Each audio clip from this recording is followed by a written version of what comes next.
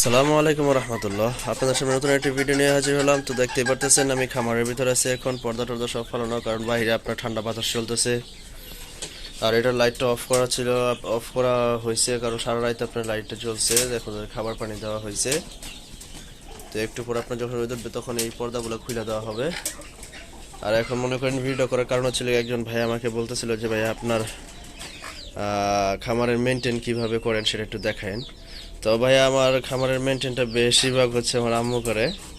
যেমন আপনার এই খামার দেখেন, যখনই দেখবেন ক্লিন ক্লিন থাকে। হ্যাঁ, তো দেখা গেছে আমার এখানে ঝাড়ু আছে, ঝাড়ু দিয়ে এগুলো পরিষ্কার করা হয়। আর যদি অতিরিক্ত ময়লা হয়ে যায় তখন আমরা কি করি, মুছা হয়। আমার আম্মু এগুলো বেশিরভাগ করে। ট্রেগুলো মনে করেন এই যে এখানে ট্রেটা ধরেন, এই যে এখানে ময়লাগুলো দেখতে পারতেছেন মলগুলো।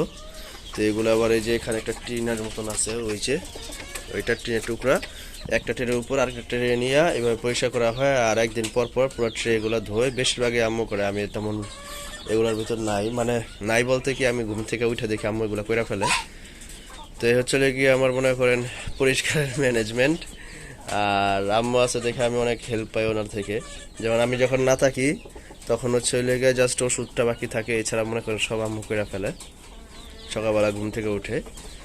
আর আরেকজন আপু বলতেছিলেন যে ওনার মুরগি ডিম কম পারে, আর একজন ভাইয়াও বলতেছিল।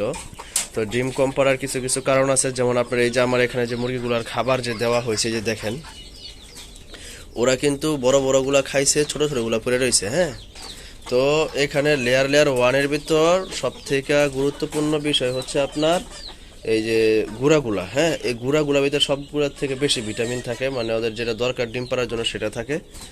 তো অনেকে আছে সেটা খাওয়ায় না, সেটা ফালায় দেয়। তো আমি কি করি, এই যে দেখেন এগুলাকে সব একসাথে জমাই, দেখেন সব গুঁড়া। হ্যাঁ, এগুলাকে সব একসাথে জমাইয়া ভাতের মারের সাথে ভুসি দিয়া 2 দিন 3 দিন পর পর যে খাবারগুলা জমে গুঁড়াগুলা, ওগুলাকে খাওয়াই। তো ওগুলা আপনার খাওয়াইতেই হবে, কারণ ওগুলাতে আপনার বেশি পরিমাণেরই থাকে, ভিটামিনগুলো থাকে ডিম পাড়ার জন্য যেগুলো দরকার। তো এগুলা মনে করেন আমি খাওয়াই। আর লেয়ার লেয়ার ওয়ান তো আছেই।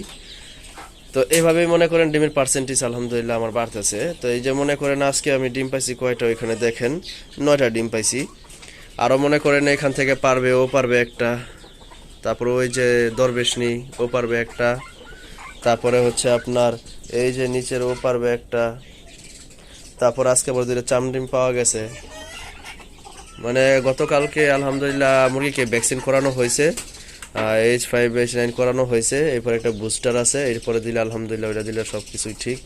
তো এখন ওগুলো দেওয়া কমপ্লিট হয়ে গেছে। তো এখন মনে করেন কয়েকদিন পরে আলহামদুলিল্লাহ দেখবেন আমি ভিটামিনের কোর্স যেটা সেটা করাইতে পারতেছি, কারণ অসুস্থ মুরগিকে কখনো ভিটামিনের কোর্স করানো যায় না। তো এই ছিল মনে করেন আজকে আমার ভিডিও বেশি লম্বা করব না। তো সবাই ভালো থাকবেন আর দোয়া করবেন। আর অবশ্যই হ্যাঁ, আর অবশ্যই যারা যারা আমাকে যেগুলো কোয়েশ্চেন করছিলেন, আর আশা করি যে আপনারা সেই কোয়েশ্চেনের উত্তরগুলো পাইছেন।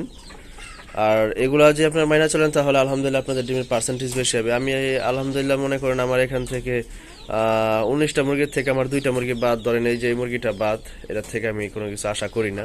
তারপরে যে আপনার এই যে এইখানে একটা আছে গলাছিলা, এই গলাছিলা বাদ, কারণ ও কয়েকদিন কুশে থেকে উঠছে। এই 2টা মুরগি যদি বাদ দেন তাহলে আপনার থাকে কয়টা, 19টা মুরগির থেকে 2টা মুরগি বাদ দিলে 17টা থাকে। আমি 17টা মুরগির থেকে আলহামদুলিল্লাহ আমি 16টা ডিম পাইছি। তো ডিমের পার্সেন্টেজ কেমন আপনারা চিন্তা করতে পারতেছেন, আশা করি বুঝতে পারতেছেন যে ডিমের পার্সেন্টেজটা আমি কেমন পাইছি। যাক, এটা আর বড় কথা নয়। আপনারা সবাই ভালো করে কাজ করবেন, ইনশাআল্লাহ সবাই ভালো ফলাফল পাবেন। তো সবাই ভালো থাকবেন আর দোয়া করবেন। আসসালামু আলাইকুম।